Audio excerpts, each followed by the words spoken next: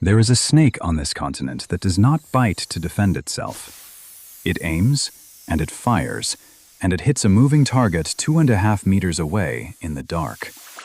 What it aims at is eyes. And tonight it is working the base of a baobab that holds the largest pair of eyes of any bird in Africa. Have you ever seen two animals meet where each one is built to defeat exactly what the other one is built to do? The snake below cannot miss a face. The bird above has no face to hit from the direction it attacks from. They have been sharing this tree for 2 seasons, and neither one has ever landed a strike on the other. Here is what it looks like when it almost goes wrong. It is a little after 9 at night. The cobra is 1.5 meters up the trunk, moving in the grooves of the bark, and she is stopped because something has changed in the air behind her. She pulls the front third of her body off the wood, spreads a narrow hood, and turns her head to find the thing that is coming. She is looking for 2 bright spots. That is the whole targeting system. There are no bright spots anywhere because the owl is already behind her and 40 centimeters above. The owl does not complete the strike either. At the last moment, she flares, drops her legs, and swings past the snake without touching her, close enough to move the leaves. Then she is gone into the dark, and the cobra is left holding a hood at nothing. That exchange happens perhaps twice a week, and it has never once finished. 2 seasons of near misses is not luck. When 2 animals meet several hundred times and nothing ever happens, that is not restraint, and it is not peace. It means something structural is stopping it, and the structure is worth finding. The snake is a Mozambique spitting cobra, and she is a little over 1.5 meters long. She is gray-brown on top and salmon pink underneath, and the underside is the part that matters, because it only shows when she stands up. She has a fixed pair of front fangs, with a hole in the front face of each one instead of the tip. That hole is not for biting. It is a nozzle. When she fires, the muscles around the venom glands contract hard and force venom through those 2 openings at speed. It leaves her mouth as 2 fine jets that break into a spray about halfway through the flight. Range is 2.5 meters. She can do it from a standing hood or lying flat, forward or over her own back. She can fire 20 to 30 times in a row before the glands are empty. She can also do it the moment she hatches. A spitting cobra, 20 centimeters long, still carrying yolk, will rear and fire at a face on its first day out of the egg. Nothing teaches it the range, and nothing teaches it the target. The aim is not learned. It arrives finished. And she can hit a face at that range about 8 times out of 10. That number is the reason this animal exists in the shape that it does. Everything else about her is ordinary. The aim is not. The way she aims is the strangest part, and it is the whole reason tonight matters. She does not aim at a body or a head or the center of mass. She locks on to small, high-contrast, paired reflective points, and she tracks them as they move. In every animal that has ever threatened her, those 2 points are eyes. And she does not fire at a still target. She fires at the moment the target's head moves, because a head that is moving is a head that is committing to something. Her strike is timed to the movement, not to the distance. Put a photograph of a face in front of her, and she will not fire.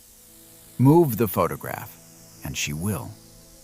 Everything she does is built on that one rule. And the rule has held for millions of years, because in the world she evolved in, bright paired points that move are always attached to something that wants to kill her. The venom itself is a cytotoxin, and on skin it does almost nothing. You could take a full spray on your forearm and wash it off and have a slightly sore patch. In an eye, it is a different substance entirely. It attacks the surface of the cornea directly, and the pain is immediate and total. And the animal that takes it is blind inside 4 seconds. That blindness lasts between 30 minutes and several hours, And out here, that is the entire point. She is not trying to kill the jackal or the mongoose or the honey badger standing over her. She is trying to remove its ability to find her for the next half hour. Then she leaves, and the arrangement is complete, and nothing has died, which makes her one of the very few animals on this landscape whose main weapon is designed to end a fight rather than win one. That distinction sounds soft. It is not. An animal that kills what threatens it has to survive the fight first. An animal that blinds what threatens it does not have to be in the fight at all. She is the only predator here whose defense works without contact. The bird is a barn owl, and she has been nesting in a hollow in this baobab for 2 seasons. She weighs about 340 grams, which is less than the snake below her by a wide margin. Her wingspan is close to 90 centimeters. She has 4 chicks in the hollow, 11 meters up, and they are eating 4 rodents each per night. Her face is a dish. That heart-shaped white disc is not decoration. It is a parabolic collector, and it funnels sound into 2 ear openings set at different heights on her skull. The height difference is the trick.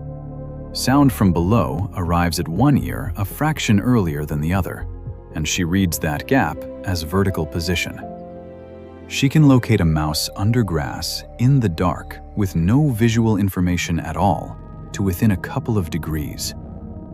Her hearing is so precise that she does not need light to hunt at all. In a sealed, dark room with a mouse on a floor of dry leaves, she takes it on the first pass. The eyes are not what makes her a night hunter. The eyes are for the 20 minutes at dusk and the 20 minutes at dawn, and for reading the ground under a quarter moon. And her eyes are enormous. Relative to skull size, they are among the largest of any bird on this continent, and they face forward, set deep in that pale disc. They are fixed in their sockets, which is why she turns her whole head instead of glancing. In any light at all, from a low moon to a distant fire, those 2 eyes throw back a dull shine. So look at what is standing at the bottom of this tree. An animal that fires at paired reflective points on a moving head. And an animal whose entire face is a pale dish, with the 2 largest, most reflective points in the neighborhood mounted in the middle of it. On paper, this is not a contest. It is a target range. Every other animal that stands over this snake pays for it. The honey badger pays, the jackal pays, the mongoose pays, and all 3 of them have better eyes than they need and no way to protect them. The owl has the worst position of any of them and takes no damage at all. The cobra should be able to blind this owl any night she chooses, and a blind owl with 4 chicks is a dead owl within a week. Except that it has never happened, and the reason is the direction of the attack. A barn owl does not approach anything from the front. She hunts from 20 to 30 meters up, in slow, quartering passes, and when she commits, she drops. The final approach is from above and slightly behind the target, feet first, with her face angled down and her body between her face and the ground. She is not looking at the target at the end. She is listening to it and reaching with her feet. And her flight makes no sound. The leading edge of her first primary feather is fringed like a comb. The trailing edges are soft, and the whole upper surface of the wing is covered in fine down that absorbs the noise of air moving over it. A barn owl passing a meter over your head at hunting speed is silent to a mouse and nearly silent to us. So, from the snake's position on the trunk, here is the problem. The thing that is coming is above her, behind her, and makes no sound. She cannot see it because a cobra's eyes sit on the sides of a head that does not tilt backward past a certain angle. And even if she could see it, there is nothing there to aim at because the owl's face is pointed at the ground and shaded by her own body. The pale disc, the enormous eyes, the 2 bright points that this snake's entire weapon is built around. All of it is hidden until the last half second. By the time it is visible, the feet have arrived, And the feet are the part everyone underestimates. 8 talons, 4 on each foot, closing on a target the width of a thumb with enough force to hold a rat that is fighting. She does not strike with her beak, and she does not need to. The kill is finished before she has looked at what she is holding. But the owl does not finish the strike either, and that is the other half of this. She has taken snakes before, small ones, half a meter, mostly at ground level, in the open, where she can come in flat and pin the head. 1.5 meters of cobra on a vertical trunk is not that. On a trunk the snake has purchase, she can turn faster than the owl can reset, and the owl has to commit her feet to a moving rope of muscle against solid wood. And if she gets it wrong by 10 centimeters, she is holding the body and not the head, and the head is free, and it is 30 centimeters from her face. At 30 centimeters, this snake does not spit. She bites. And the bite is a different animal from the spray entirely. The same cytotoxin that only stings on skin destroys tissue when it goes underneath it. On a bird that weighs 340 grams, a bite to the leg is not survivable because she cannot hunt on 1 foot and she cannot feed 4 chicks from a branch. 1 bad grab ends the whole nest. So the owl breaks off. She does it every time. She comes in silent, gets to within 1 meter, reads the size of what she is looking at, and pulls out. The snake stands up into an empty piece of air and finds nothing to fire at. Both animals return to what they were doing, and both of them have just spent energy on nothing. This is the part that took me a while to understand. They are not trying to kill each other at all. They are competing, and the competition is over the same thing, and it is not the tree. Under this baobab is a termite mound the size of a car, and around it every night is the densest population of rodents within 400 meters. Multi-mammate mice, gerbils, the occasional young rat.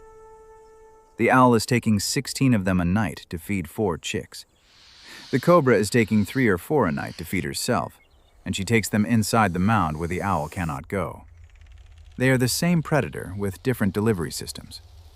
One comes from 11 meters up and takes them in the open. The other comes from inside the ground and takes them at home. And there are not enough mice for both of them to have a good season. That number is not a guess. It is the shape of the whole dry season here. A termite mound this size supports somewhere between 60 and 90 rodents at any one time, and it replaces them at about 11 a week. The owl alone is taking 112 a week. The mound is being emptied faster than it fills, and both of them are standing on top of it.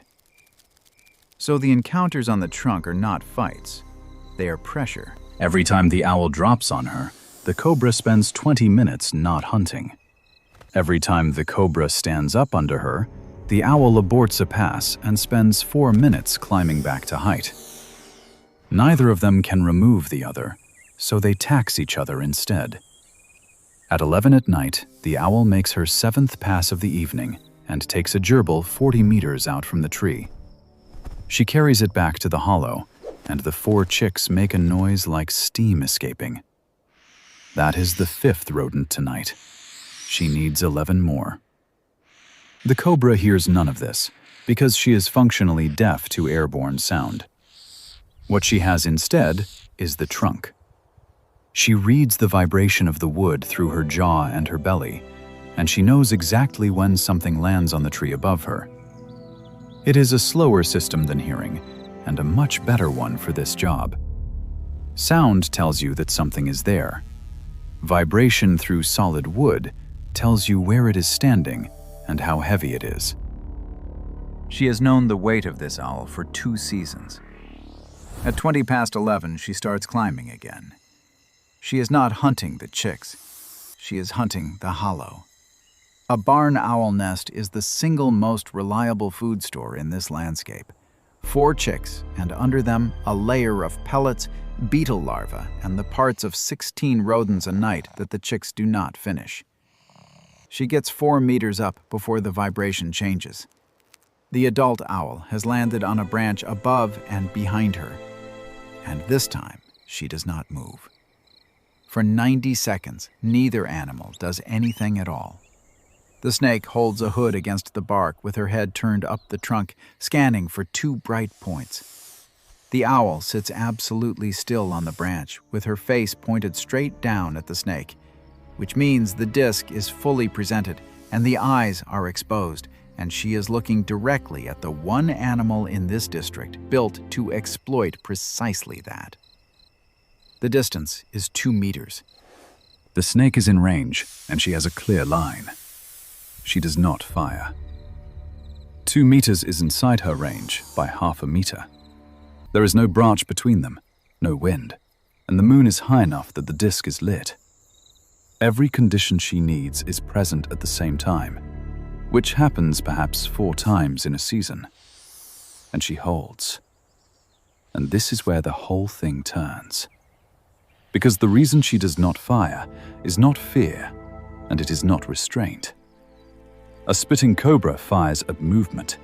Her entire targeting system is triggered by a moving head, because a still head means an animal that has not decided anything yet. The owl's head is not moving. It is not moving at all. A barn owl can hold her head absolutely fixed in space while her body shifts around it. It is how she keeps a sound source locked while she adjusts her feet on a branch.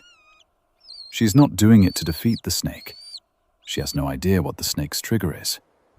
She is doing it because that is how she looks at anything. And it turns out that the one posture a barn owl adopts by default is the exact posture that this weapon cannot resolve. The snake is staring at 2 of the brightest, most perfectly paired reflective points she will ever see in her life, and her nervous system is not reading them as a target, because targets move. After 90 seconds, the cobra lowers her hood, turns on the bark, and goes back down the trunk. She reaches the ground, crosses 2 meters of open sand, and disappears into the termite mound. The owl watches her the entire way and does not move her head once. At midnight, the owl takes her 11th rodent. At 2 in the morning, she takes her 16th and stops hunting. The cobra takes 2 mice inside the mound at some point in the same window, which is a poor night for her, and she does not come out again. That is the whole transaction.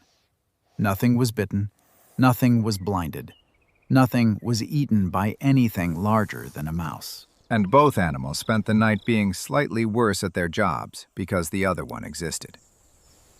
Here is the ledger. The owl aborted 3 passes and lost roughly 40 minutes of hunting time. With 4 chicks eating 4 rodents each, 40 minutes is real. 2 nights like this, and the smallest chick stops being fed. The cobra spent 80 minutes on the trunk and in defensive posture, and took 2 mice instead of 4.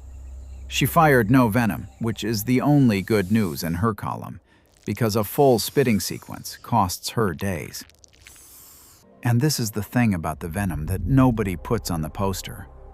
Her glands hold a finite amount, and it takes her between 2 and 3 weeks to fully replace what she fires in 10 seconds. During those weeks, she is not just less able to defend herself, she is less able to eat because the same venom kills the mice. She defends herself with her groceries. Work that through, and the whole animal changes shape. A cobra that has just defended herself successfully is a cobra that will hunt badly for a fortnight, and hunting badly in the dry season is how snakes die. The spray does not save her life. It borrows against it. So every time she stands up and does not fire, she has made the correct decision. And every time she fires, she has bought half an hour of safety with a fortnight of hunger. That is why 9 encounters out of 10 on this landscape end with a cobra leaving instead of spitting. The most feared weapon in this district is one its owner can barely afford to use. The owl's weapon has the same problem in a different currency. Her silent flight only works once per target. If she misses, The mouse knows the sky is dangerous and stays under cover for an hour. Her accuracy in full darkness is high, but it is not free. She has to be at the right height, in still air, with no competing noise. Wind costs her a third of her catch. Rain costs her most of it. 3 wet nights in a row, and the smallest chick in the hollow is dead. And the parents did nothing wrong. That is the deal with a weapon this precise. It gives you the best hunting on the continent on the nights it works, and nothing at all on the nights it does not. 2 specialists, both with a weapon that works almost perfectly under exactly the right conditions, and almost not at all outside them. They have arrived at the same tree because the same mice are there, and the only reason neither of them has ever hurt the other is that each one's perfect weapon is aimed at a shape the other one does not present. The cobra fires at moving, bright points, and the owl attacks with her face turned away and her head held still. The owl kills by grabbing a head, and the cobra keeps her head against solid wood where it cannot be gripped. Neither of them designed this. Neither of them knows it. They are 2 answers to the same problem that happen not to intersect. By 4 in the morning, the chicks are quiet, and the owl is on the branch outside the hollow. By 5, the cobra is 2 meters down inside the termite mound with a mouse she took an hour ago. Tomorrow night, they will do this again, and the night after, and the tax will be paid in both directions. The smallest of the 4 chicks will fledge 9 days later than its siblings. That is what 40 minutes a night comes to over a season. It will survive, and it will leave, and it will nest 4 kilometers from here in a tree with no snake in it, and it will never know that it started 9 days behind. 9 days does not sound like a cost until you put it against a first winter. A barn owl in its first year is learning to hunt on a body that has to be fed every night while it learns. 9 days of practice is the margin between the ones that make it to a second season and the ones that do not. The snake never touched it. The snake just stood at the bottom of the tree and taxed its mother. The cobra will spend this entire season within 30 meters of this mound and will fire her venom twice. Once at a honey badger in March, which worked. Once at a jackal in May, which also worked, and cost her 19 days of poor hunting. She will never fire it at the owl, because the owl has never once given her a target. The most accurate weapon on this landscape belongs to an animal that spends its life not using it.